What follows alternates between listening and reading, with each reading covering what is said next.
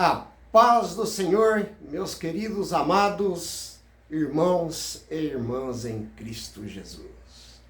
É um prazer estar aqui novamente neste canal para compartilhar com vocês a palavra de Deus. Hoje nós vamos falar sobre a angústia de Jesus no Monte das Oliveiras, lá no Getsemane, né? Está relatado no livro de Mateus, né? Mateus capítulo 26, do verso 36 ao 46.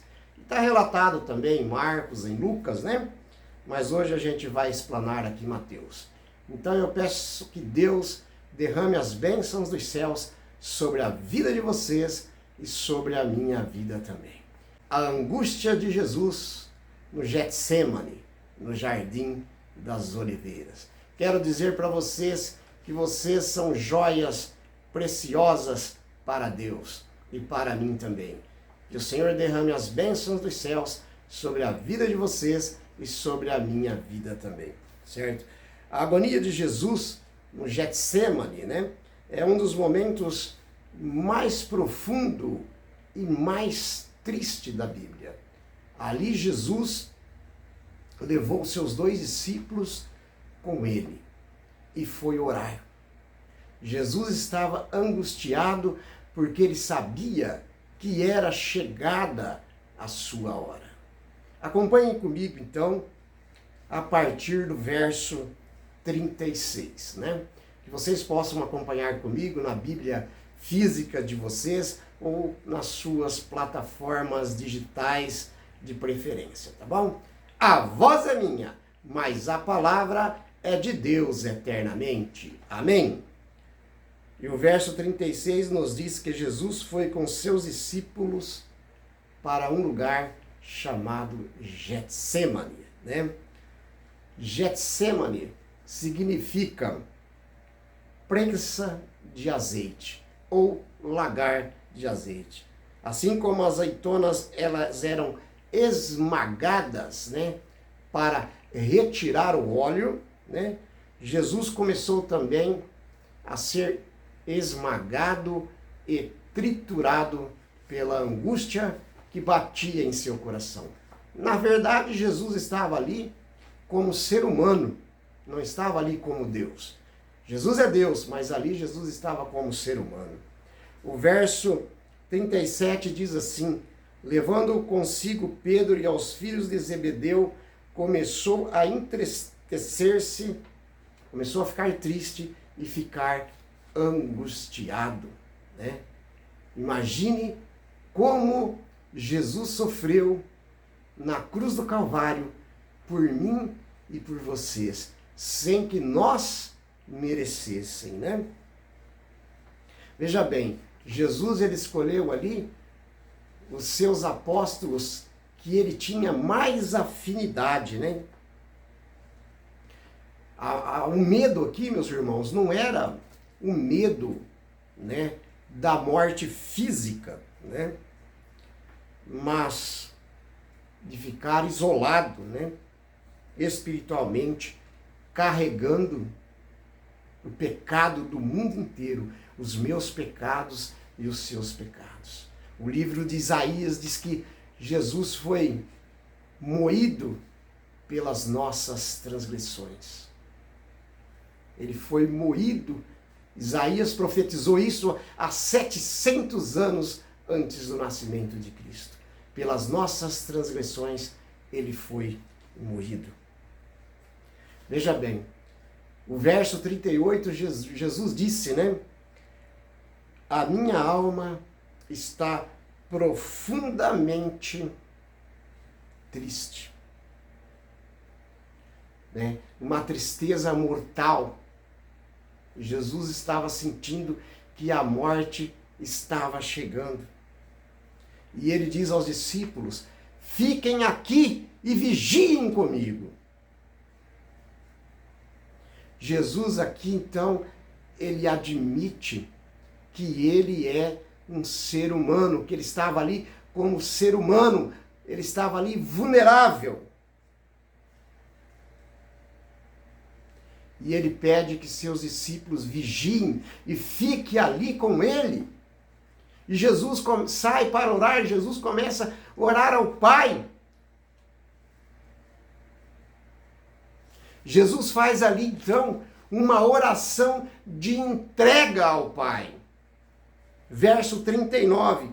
Indo um pouco mais adiante, prostrou o rosto em terra e orou, dizendo assim: Pai, se possível, passa esse cálice, diante de mim. Mas contudo, Pai, seja feita a tua vontade e não a minha. Esse é um exemplo de oração de Jesus. Quando nós formos pedir alguma coisa para Deus, a gente tem que orar em nome de Jesus, dizendo: Pai, seja feito a tua vontade e não a minha. Este cálice, ele representa o quê? O cálice representa a ira de Deus contra o pecado. Certo? Porque Deus ama o pecador e quer que o pecador se arrependa e quer salvar o pecador. Mas ele condena o pecado. Jesus, em sua humanidade, ele pede que Deus o alivie. Mas, como filho que obedece a seu pai, ele diz: Pai, seja a tua vontade, faça-te a tua vontade e não a minha. Sabe por quê? Porque o cálice que Jesus estava para beber, ninguém poderia beber por ele, tinha que ser ele mesmo. Versículo 40. Depois voltou aos seus discípulos e encontrou-os dormindo. Eles estavam dormindo, não conseguiram ficar acordados, vigiando com o mestre. E Jesus diz assim: vocês não puderam vigiar comigo nem por uma hora. Perguntou ele a Pedro. Veja bem. Agora eu pergunto para vocês, faço essa pergunta para vocês e para mim. Quanto tempo por dia nós passamos com o nosso Deus? Quanto tempo de nossas vidas nós dedicamos a Deus, nós vigiamos com Deus? Isso é uma coisa individual da vida de cada um. Que vocês e eu possamos analisar as nossas vidas. Isso revela a solidão de Jesus no momento em que ele estava mais vulnerável, no momento em que ele precisava muito de seus discípulos. Certo? Mas eles falharam. Porque nós somos falhos também. Nós falhamos contra Jesus, nós falhamos contra o Pai, nós falhamos contra o Espírito Santo, nós falhamos contra a santidade do Pai, do Filho e do Espírito Santo. Porque nós somos carnais. Por isso que Jesus se entregou na cruz do Calvário pelos meus pecados e pelos pecados de toda a humanidade. Feliz daquele que aceita a morte de Cristo Jesus na cruz do Calvário. Feliz daqueles. Porque Jesus morreu por toda a humanidade, mas tem um detalhe, nem todos o aceitam, mas feliz daqueles que aceitam. O verso 41. Vigiem e orem para que não caiam em tentação. Porque o espírito está pronto, mas a carne é fraca. Jesus dizendo para os seus discípulos e para mim e para vocês, que nós temos que vigiar. Porque o espírito está pronto, mas a carne é fraca, nós somos fracos, nós temos a mente cheia de ilusões. E essas ilusões que o mundo oferece parece que são prazerosas, mas o seu fim é amargo como fel. Que nós possamos estar alicerçado aos pés da cruz. Certo? O espírito está pronto, mas a carne é fraca. Que nós possamos tomar a nossa cruz e seguir Jesus rumo às mansões celestiais. Jesus disse: negue-se a si mesmo, tome a tua cruz e me siga. Nós temos que fazer uma renúncia nas nossas vidas para que possamos seguir Cristo. Se nós não renunciarmos tudo aquilo que nos afasta de Deus, nós não iremos se salvar. Porque a salvação está estendida a todos. Mas tem que haver uma aceitação, mas junto com a aceitação, a renúncia do eu, do orgulho, do adultério, dos vícios, de tudo isso. Do verso 42 ao verso 44, eu vou resumir aqui. Retirou-se pela segunda vez Jesus e orou novamente. E ele volta e encontra novamente os discípulos dormindo, né? Após ele orar pela terceira vez. E ele volta novamente, pega os discípulos dormindo. E ele diz as mesmas palavras. Por quê? Porque os discípulos eram falhos, não eram pessoas perfeitas. Nós também não somos pessoas perfeitas. Um dia nós vamos alcançar a perfeição, o dia que nós estivermos lá no céu, ao lado do Pai, do Filho e do Espírito Santo. Mas enquanto a gente estiver nesse mundo aqui, nós seremos imperfeitos e cheios de falhas. Por isso que Jesus morreu na cruz.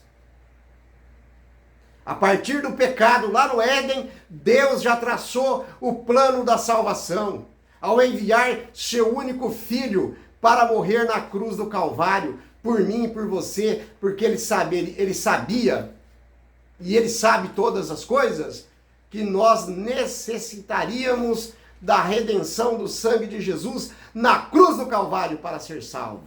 Amém? Glória a Deus.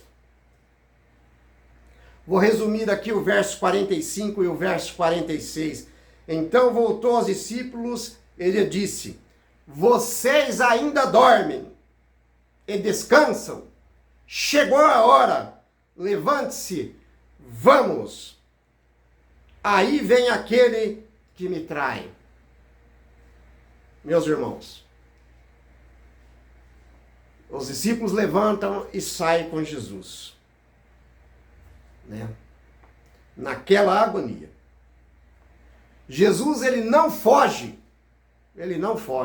E de repente, chega-se os soldados.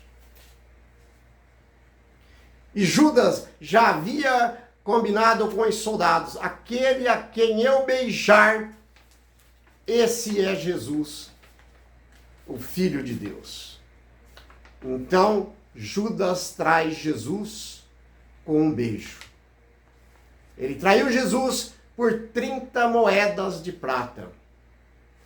E hoje, a humanidade traz Jesus por muito mais que 30 moedas de prata.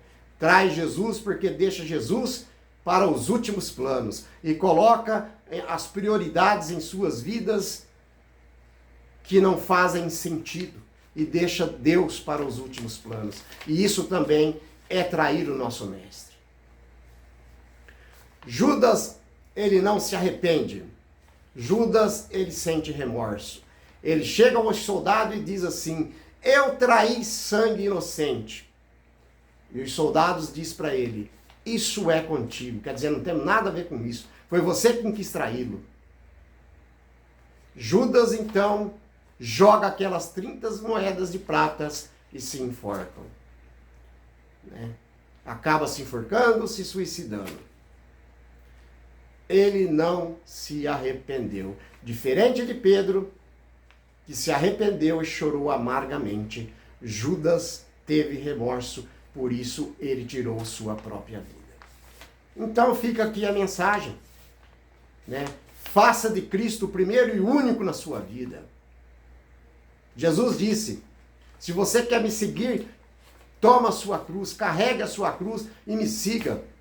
Siga as minhas pegadas até a Canaã celestial. Então que Deus derrame as bênçãos dos céus sobre a vida de vocês e sobre a minha vida também. Que nós possamos seguir as pegadas de Jesus até a Canaã celestial.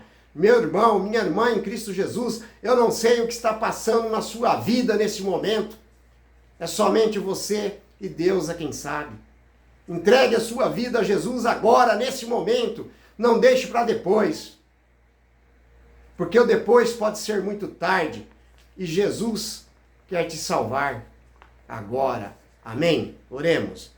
Grandioso e eterno Deus, Pai Todo-Poderoso, em nome e por amor de Cristo Jesus, muitíssimo obrigado por nos trazer mais esta palavra para moldar o nosso coração, para nos fortalecer diante de Ti, para que possamos um dia, Pai, fazer parte dos remidos que estarão aí na terra prometida, na Nova Jerusalém, na terra que mana leite e mel, nas mansões celestiais.